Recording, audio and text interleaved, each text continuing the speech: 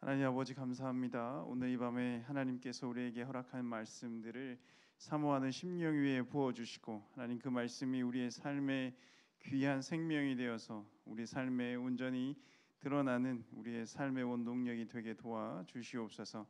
우리는 말씀 앞에 섭니다. 오직 예수로만 우리에게 상급을 주시기를 원하오니 예수로 충만한 이 밤 되게 도와주시옵소서. 모든 말씀 예수 그리스도 이름으로 기도드립니다. 아멘.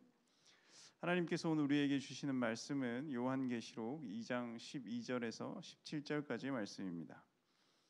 요한계시록 2장 12절에서 17절까지 말씀입니다. 다 찾으셨으면 한 절씩 교독하시고 마지막 절은 합독하겠습니다.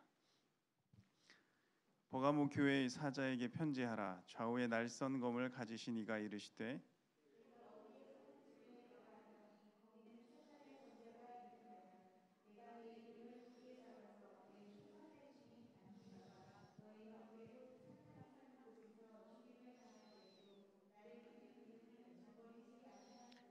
그러나 내게 두어 가지 책망할 것이 있나니 거기 내게 발람의 교훈을 지키는 자들이 있도다. 발람이 발락을 가르쳐 이스라엘 자손 앞에 걸림돌을 놓아 우상의 제물을 먹게 하였고 또 행음하게 하였느니라.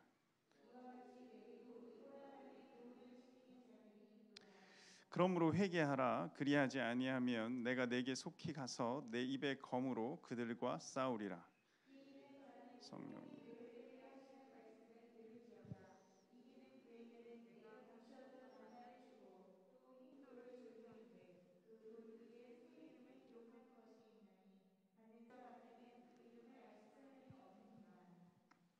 아멘.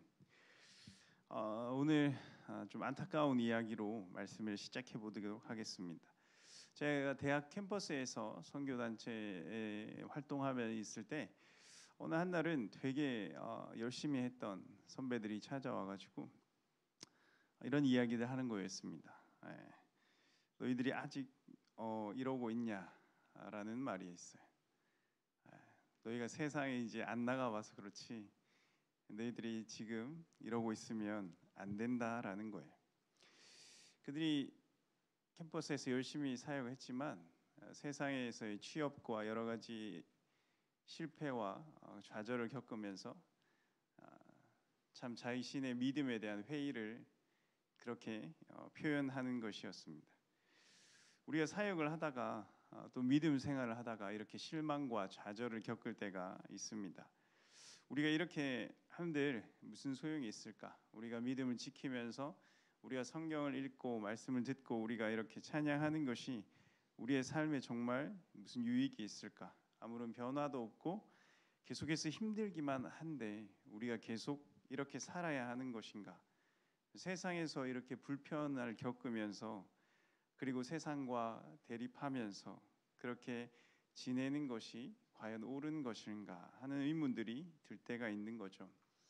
차라리 세상과 그냥 평화롭게 지내면서 적당히 타협하고 사는 것이 좋은 것이 아닌가라는 생각들이 많이 들게 됩니다.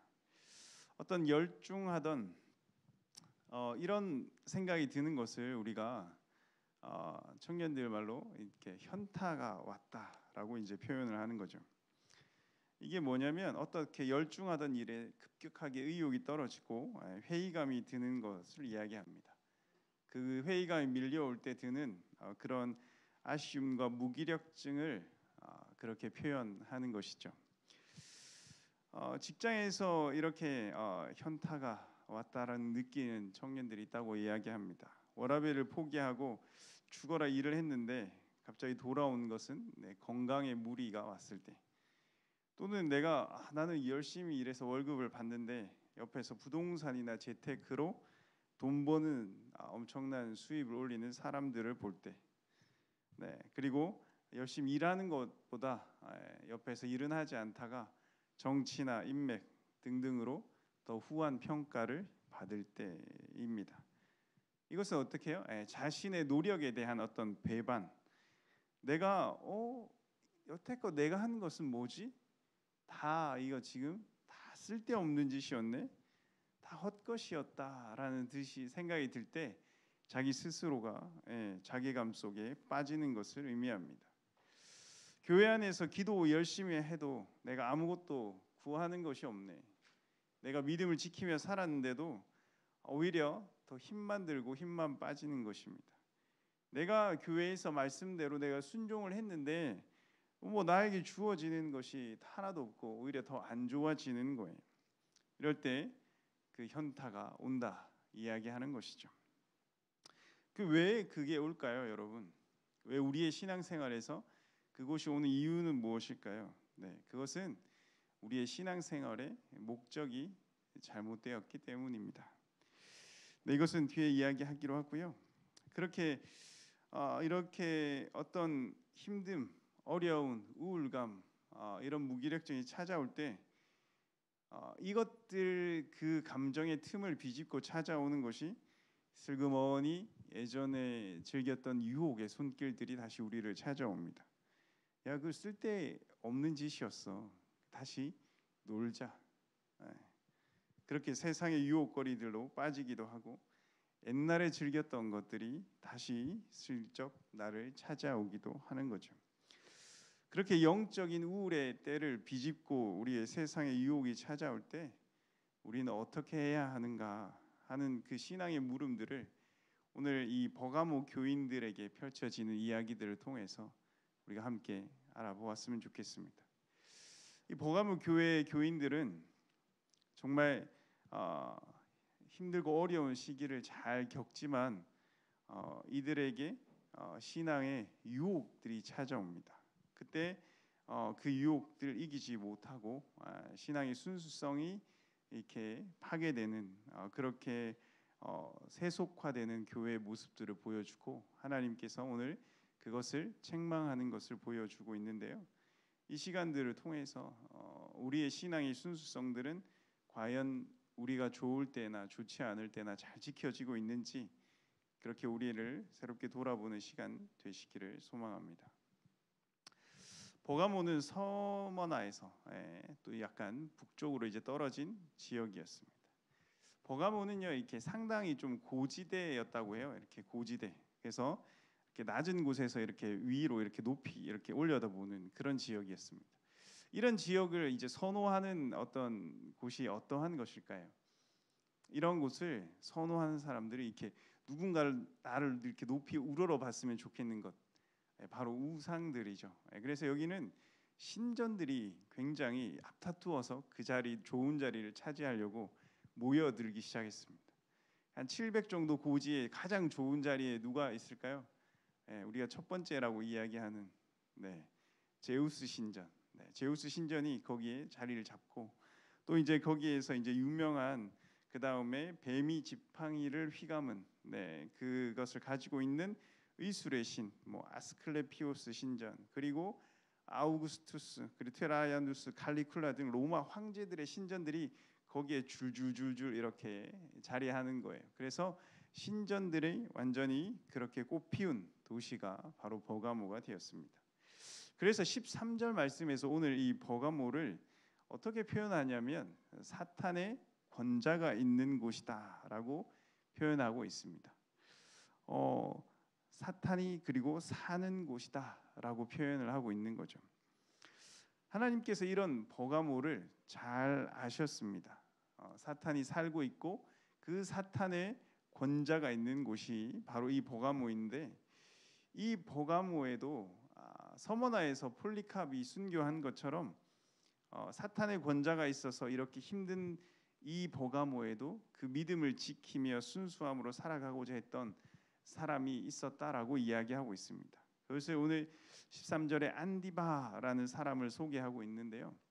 이 안디바 역시도 죽임을 당할 때까지 믿음을 저버리지 않는 사람이었습니다.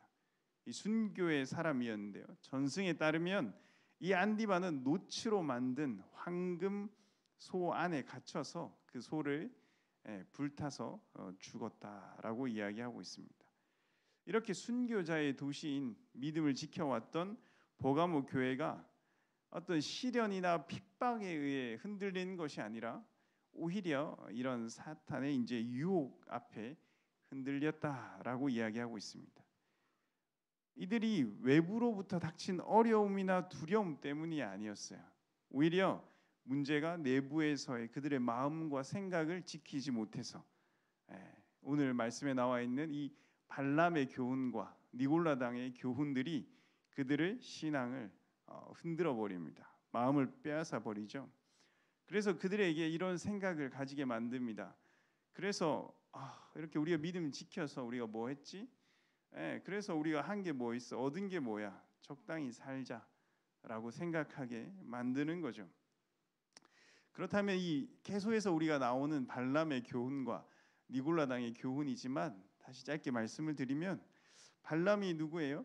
발람은 발락의 사주를 받고 이스라엘 백성들을 저주하고자 하지만 하나님께서 막으시죠. 그래서 이 발람이 생각해낸 꾀가 뭐냐면, 이렇게 해서는 안 되겠다. 미인계를 쓰자. 이스라엘 여인들보다 이 모압 여인들이 훨씬 이쁘니까 잔치를 마련하고 좋은 음식들을 막 차려놓고, 이제 그리고 질 좋은 포도주를 달달한 것들을 이제 갖다 놓고, 이제 그리고 뭐 이쁜 모압 여인들을 쫙 이렇게 해놓고 이제 이스라엘 남자들을 부르는 거예요. 불러가지고 이제 거기서 우리 먹고 즐기자. 우리 이제 같이 살자. 우리 싸우지 말자. 그렇게 이제 이야기하면서 그들을 다 데리고 와서 이제 음행하게 만드는 거죠. 그 미인계 이제 성공을 해버립니다. 그래서 그 이스라엘 백성들이 모압 여인과 음행하고 그 여인들이 가지고 온 우상들을 섬기고 그렇게 엉망이 되도록 완전히 섞여버리게 만들었던 거죠. 또한 이 니골라당의 교훈은 뭐냐면, 지난번에 말씀드렸다시피 영은 중요하고 육은 아무 의미가 없다라고 이야기하는 것입니다. 그래서 그냥 육신의 소욕대로 네 마음대로 육체대로 살아도 별로 해될 게 없으니까 그냥 육신은 네 마음대로 너의 쾌락을 즐기는 대로 그냥 그렇게 살아도 괜찮아라고 이야기하는 것, 그것이 니골라당의 교훈입니다. 여러분, 이렇게 사탄이 항상 험상궂은 얼굴로 핍박과 박해만 우리에게 가져다 주는 존재가 아니에요. 예쁜 미소로 달콤한 것들로 유혹해 온다는 것을 우리는 늘 명심해야 하는 거죠. 핍박과 박해 가운데 여러분, 순교로 그 신앙을 지켰던 버가모 교회가 주님께 이 책망받았던 것이 바로 이렇게 자신들의 틈을 타고 들어온 신앙의 섞임, 신앙의 세속화였습니다. 사탄이 교묘한 전략으로 정면 충돌하지 않고 그들에게 생각 속의 문화 속에 슬쩍 끼워 넣어서 신앙의 본질을 잃어버리게 만든 것이죠. 이 작전이 성공한 거예요. 그래서 이제 니골라당의 교훈 따르고 그렇게 우상의 제물도 먹고 문란한 도시가 되어버렸습니다. 여러분, 그렇습니다. 여러분, 이외에 굉장히 이렇게 우리 안에 순수성 가운데 세상의 것들이 들어오는 이러한 어떤 세속화라고 하는 것이 굉장히 위험한 것입니다. 오히려 우리가 예수를 안 믿는 것보다 더 위험한 것이 이렇게 섞여서 믿는 것이죠. 또는 우리가 이렇게 잘못 믿는 것, 또는 우리가 자기가 믿고 싶은 대로 믿는 것입니다. 왜냐하면 믿지 않는 이들은 오히려 순수한 것을 받아들일 가능성이 더 높기 때문이에요. 오히려 내가 잘못 알고 있으면서도 그것을 인정하지 않고 그것을 수정하지 않으려 한다면 그 사람은 더 불행한 사람인 것입니다. 여러분, 이렇게 교회의 세속주의는 사람들을 힘들게 만들어 버립니다. 그래서 이 교회의 세속주의를 찰스 스펀저 목사님은 교회 세속주의가 이끼에 덮였다, 이렇게 우리 교회에 이끼가 끼었음을 이야기합니다. A.W. 토저 목사님은 교회가 세상과 연합하여 가련한 잡종이 되어간다라고 한탄하고 있습니다. 여러분, 이것을 이제 사탄의 물타기 전략이라고 이야기합니다. 이 사탄의 물타기 전략이 가장 우리에게 잘 알려져 있고 이렇게 잘 설명해주고 있는 책이 바로 C.S. 루이스의 스크루테이프의 편지라는 책이에요. 스크루테이프라는 이 아주 계급 높은 사탄이 자기 조카 이제 갓 아주 어린 조카 사탄에게 이제 어떻게 하면 그리스도인들을 이렇게 잘 예수 그리스도로부터 떼어 놓을지 그걸 잘 설명해 주고 있는 거예요. 그가 이렇게 이야기합니다. 현재 우리에게 가장 큰 협력자 중에 하나가 교회다. 영원의 뿌리를 받고 모든 시공간에 걸쳐 뻗어나가는 교회, 기치를 높이 올린 군대처럼 두려운 그런 교회는 없다. 우리가 가진 최고의 무기 가운데 하나가 바로 세속에 만족하는 마음을 주는 것이다 라고 이야기합니다. 그래서 또 이렇게 이야기합니다. 어떻게 해서든 세상을 목적으로 만들고 믿음을 수단으로 만드는 데 성공한다면 환자를 다 잡은 거나 마찬가지지. 여기서 환자는 그리스도인들을 의미합니다. 세속적 명분이야 어떤 걸 추구하든지 상관없다. 그게 집회든지 강령이든지 대의 명분이든지 개혁 운동이든지 이런 것을 오히려 기도보다 성례보다 사랑보다 중요시하게 만들면 인간은 우리의 밥이나 다름없다. 이렇게 이야기합니다. 그래 이들이 이야기하는 게 뭐예요? 교회가 오늘날 교회가 죄 씻음, 예수님처럼 낮은 자들과 함께 사는 것, 구별되어 사는 것, 거룩함을 이야기하는 것, 그리스도의 우리의 종, 우리가 하나님의 군사, 오히려 십자가와 제자도를 이야기하는 교회가 점점 드물어지고 있다라고 말하는 거예요. 긍정의 힘과 행복한 삶, 부자 되는 법, 인간 관계의 기술, 성공하는 비결 등등 그러한 것들을 말하고 세상에서 좋아하는 것, 세상에서 아주 좋은 취급을 받는 것들이 교회 안에서 적극적으로 받아들여지고 있는 이것을 이야기하고 있는 거죠. 그렇습니다. 여러분, 이러한 것들에 있어서 굉장히 어려워지고 있는 것 중에 하나가 이제 기도에 관한 것들을 예로 들고 있습니다. 기도에 대해서 이제 스크루테이프라는 사탄이 이렇게 이야기합니다. 최선의 방책은 진지하게 기도할 마음이 아예 생기지 않도록 하는 것이고 이것이 안 될 경우 의지와 지성을 집중시키지 않은 채 막연하게 경건한 기분만 만들어서 만족감을 느끼게 해라. 제가 원하는 감정을 꾸며내는 데 성공했느냐 여부에 따라 기도의 성패를 평가하게 만들어라. 여러분 그렇습니다. 기도의 중심은 뭐예요? 우리가 하나님을 바라보는 거예요. 나의 지성과 나의 의지를 다해서 하나님의 뜻을 우리가 온전히 간구하는 것입니다. 그런데 그게 내가 하고 싶은 대로 마치 그냥 큰 바위 앞에 큰 나무 앞에 소원을 빌듯이 내 소원만 비는 것 또는 우리가 감정적인 분위기에 사로잡혀서 나는 지금 기도하고 있어 라는 자기 만족감에 빠지는 것 이러한 것들을 경각해야 우리가 주의해야 한다는 거예요. 또한 이제 우리가 세속주의라고 이야기할 때 수세기 이 숫자를 세기에 빠진 교회를 양산한다라고 얘기합니다. 이것이 뭐 큰 교회가 나쁘다라고 하는 것이 아니라 그것을 추구하는 오직 그것만을 지향하는 것이 지금 굉장히 안 좋다라는 것을 말하는 거예요. 교회 안에서 진정한 공동체를 이루는 것에 관심이 없습니다. 교회가 질적으로 성장하는 데는 관심이 없습니다. 그저 양적으로 성장하기만을 바라고 그것만을 쫓아가는 것은 바람직하지 못하다라는 거예요.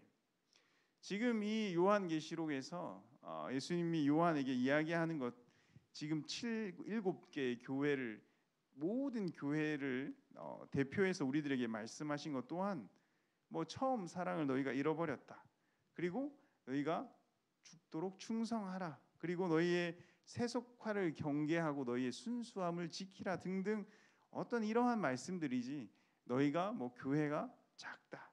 너희가 수가 적은 것으로 우리를 책망하지 않으셨다라는 거예요. 이런 대형 교회가 성도들의 속기 쉽게 만드는 것들이 있어요.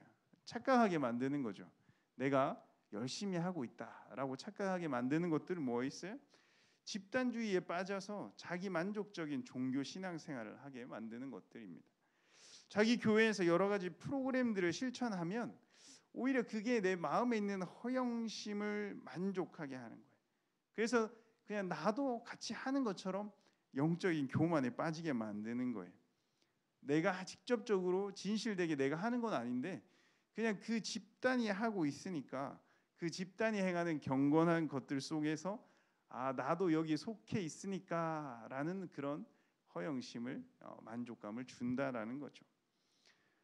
말씀대로 자기는 살지도 않으면서 말씀을 읽지도 않으면서 자기 목사님이 TV에 나오는 것, 방송에 나오는 것을 자랑하고 다니고 스스로 만족해하는 쓸데없는 그런 영적인 자긍심을 깨닫지 못하게 하는 거예요. 그래서 이 사탄이 이렇게 얘기합니다. 네가 할 일은 이 모든 생각에 은근한 자긍심을 뒤섞어 놓되 정확하게 무엇에 자긍심을 느끼는 걸까라고 하는 의문만은 절대 품지 못하게 하는 거다. 우리에게 진짜 하나님을 바라보지는 못하게 하는 거예요. 두리둥실 그냥 종교 생활만 적당히 하게끔 그냥 숨어서 그냥 내가 하든 말든 상관없이 그냥 교회만 왔다 갔다 하는 어떤 그런 것들을 이야기하게 합니다. 하나님을 직면하는 것을 못하게 만드는 것이죠. 그래서 하나님을 우리가 예수님께 관심을 두지 못하게 막는 거예요. 그래서 정말 그 하나님의 그 영적인 눈이 뜨이는 것을 필사적으로 막는 것입니다.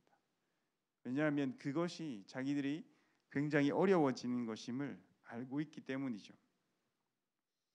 그렇습니다. 사탄도 알고 있어요. 우리가 하나님을 느끼기 시작하면 굉장히 어려운 싸움이 될 것인 것을 알고 있어요. 그래서 어떻게든 우리의 영적인 눈을 가리려 하고 있는 것입니다. 그래서 우리는 늘 오히려 그렇기 때문에 하나님을 기억해야 하는 것입니다. 영적으로 여러분들의 눈이 뜨이기를 날마다 사모해야 하는 것입니다. 여러분, 이것에 있어서 온전한 것은 뭐냐면 온전히 이 싸움에서 우리가 승리하기 위해서라고 한다면 우리의 목표를 신앙생활의 목표를 바로 잡아야 한다는 것입니다.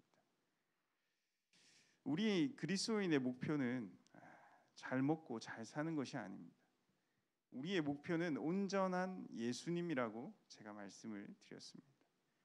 제가 좋아하는 우리가 좋아하는 어떤 치유하는 예수님, 기적을 베푸시는 예수님, 오병이어를 일으키고 풍요를 우리에게 선물해 주시는 예수 그리스도, 능력 있는 그 예수 그리스도뿐만 아니라 여러분 십자가에 달리신 그 예수 그리스도, 그리고 고난 당하시고 수치를 당하시고 죽임 당한 그 예수님까지 우리의 온전한 목적이 되어야 한다는 것입니다. 여러분이 이렇게 우리가 온전한 예수 그리스도를 우리가 가야 하는 거예요. 너 예수님 좋아하냐? 그래, 나 예수님 좋아해. 근데 네가 좋아하는 예수는 어떤 예수냐라고 하는 것이죠. 여러분이 좋아하시는 예수 그리스도는 어떠한 예수 그리스도입니까? 한쪽만을 사모하고 한쪽만을 바라고 있지 않습니까? 여러분이 사모하는 예수님은 바로 온전한 예수 그리스도입니다. 물에 물 탄 듯 흐릿흐릿하게 사탄이 섞어 놓은 그냥 좋은 것만 좋은 것이다라고 이야기하는 좋은 면만을 바라보는 예수 그리스도는 아닙니까? 여러분 세상에 살면 어쩔 수 없죠. 그렇게 융통성 없이 살 필요가 어디 있습니까? 자기 기준으로 자기 스스로를 만족해하며 자기 철학으로 자기를 옹호하며 살고 있지는 않습니까? 여러분 오늘 버가모 그리고 우리들에게 주님은 회개를 명령하십니다. 오늘 12절 말씀과 16절 말씀을 보겠습니다. 버가모 교회 사자에게 편지하라. 좌우에 날선 검을 가지신 이가 이르시되 16절에는 그러므로 회개하라. 그리하지 아니하면 내가 내게 속히 가서 내 입의 검으로 그들과 싸우리라. 오늘 예수 그리스도가 자신을 소개할 때 무엇라 소개하고 있습니까? 좌우에 날선 검을 가진 이라고 이야기하고 있습니다.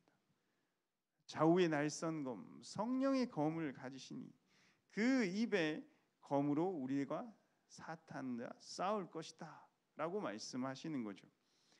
주님의 입으로 나오는 말씀으로 우리를 도려낼 것이다 말하고 있어요. 가장 깊숙한 곳에 있는 예리한 곳, 그곳까지 주님의 칼이 예리하게 우리의 골수를 찔러 쪼개서 그 속에 있는 세상의 생각들을 제거해 주실 것이다. 우리 속에 너무나 깊이 파고들어 있어서 이것이 주님의 것인지 세상의 것인지 이제는 우리가 너무나 구분하지도 못할 어떤 그런 얽히고 설킨 것들까지도 주님이 다 하나씩 하나씩 다 풀어주시고 깨끗하게 만들어 주실 것이다.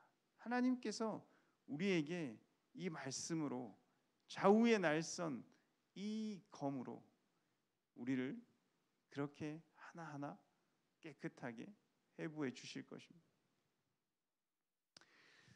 여러분, 그래서 여러분 우리가 이 말씀을 사모해야 하는 것입니다. 여러분 상황에 따라서 보이는 대로 사는 것이 아닙니다. 상황에 따라 사는 것이 아니라 주님께서 주시는 말씀 위에 우리가 살아가야 하는 거예요. 우리의 믿음의 근거는 상황에 있지 않습니다. 우리의 믿음의 근거는 말씀 위에 있는 거예요. 그래야 흔들리지 않고 우리가 언제나 바라볼 수 있는 방향이 되어야 하는 것입니다. 그래야 우리는 말씀을 따라서 예수 그리스도께까지 우리가 자라갈 수 있는 것이죠. 그것이 상황에 따라 달라진다면, 우리의 기분에 따라 달라진다면 그것은 우리가 어떤 때는 이쪽을 향했다가 어떤 때는 이쪽을 향했다가 우리가 어디로 가야 할지 우리를 인도하지 못할 것입니다. 여러분 이 말씀 속에 여러분들을 던져 넣으십시오.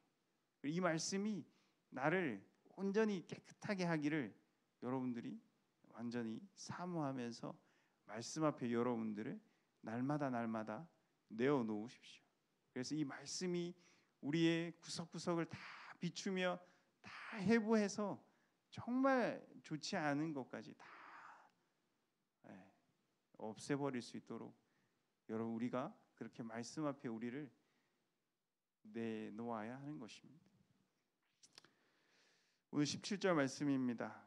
주님께서 이렇게 세속화의 유혹을 끝까지 물리치면서 우리가 말씀 앞에 살아가는 우리들에게 상급으로 만나와 흰돌을 허락하십니다. 이기는 그에게는 내가 감추었던 만나를 주고 또 흰 돌을 줄 터인데 그 돌 위에 새 이름을 기록한 것이 있나니 받는 자 밖에는 그 이름을 알 사람이 없다. 여러분 만나는 광야 생활을 끝냄과 동시에 그쳤습니다. 그럼 오늘 여기서 말하는 만나는 바로 생명의 떡으로 오신 예수 그리스도를 말하는 거죠. 예수님은 그렇게 우리에게 생명의 떡으로 오셨습니다. 요한복음 6장 51절에서 이렇게 말씀하십니다. 나는 하늘에서 내려온 살아있는 떡이니 사람이 이 떡을 먹으면 영생할 것이다. 여러분 우리의 유일한 상급은 예수 그리스도입니다. 우리의 어떠한 상급은 예수 그리스도입니다. 또 하나는 흰 돌입니다. 고대 근동 사회에서 흰 돌은 입장의 표시였어요. 그리고 흰 돌이 아닌 검은 돌은 거절의 표시였다고 합니다. 그래서 신앙의 순결 때문에 세상에서 배척당한 사람들이 있다면 슬퍼하지 마시라. 주님께서 우리들에게 구원의 표, 그 흰 돌을 주실 것이다라는 것. 그래서 우리는 세상에서부터 여러분들이 거절당하고 무시당하고 그렇게 검은 돌을 받을지언정 우리는 주님께 우리는 흰 돌을 받을 수 있어야 한다는 것입니다. 여러분 그렇다고 여러분 오해하지 마십시오. 세속화에 대한 어떤 이러한 이야기들을 하면 여러분 오해하는 것이 하나 있는데 그건 뭐냐면 그리스도인으로 산다는 것이 꼭 가난하게 살아야 된다는 것을 의미하는 것은 아닙니다. 그리고 지금 우리 이 현실의 삶에서 내가 무언가 행복하게 살면 나는 잘못 살고 있나? 라고 여러분 착각해서도 안 되는 것입니다. 여러분 그리스도인답게 산다는 것이 꼭 어렵고 힘들게만 살아야 한다는 게 아니라는 거예요. 지금 그리고 또한 지금 내 힘듦을 견디면 막연하게 내 미래는 좋은 것이 올 거다라고 스스로 생각하는 것 또한 옳지 않은 것입니다. 여러분, 그러면 우리의 옳은 태도는 어떠한 것이냐? 옳은 태도는 미래에 어떠한 일이 닥칠지 모르지만 우리에게 무엇이 주어질지는 알 수 없지만 우리는 예수 그리스도를 바라는 거예요. 우리에게 제가 앞에 열거했던 그 예수 그리스도 중에 어떠한 예수가 우리에게 주어질지는 모르는 거예요. 그렇지만 우리는 예수 그리스도를 간절히 간구하고 그 상급만을 바라보는 거예요. 하나님이 우리에게 좋은 것을 허락하실 거예요. 우리에게 가장 알맞은 것을 상급으로 여러분들에게 허락하실 거다라는 것입니다. 여러분, 그 여러분의 삶 속에 채우시는 그 예수가 가장 선한 것입니다. 여러분, 그래서 여러분 현재 몸담고 평안히 살아가시는 것, 그것이 잘 살아가는 것입니다. 여러분, 세상 속에서 살고 세상에 우리는 어차피 살아가야 합니다.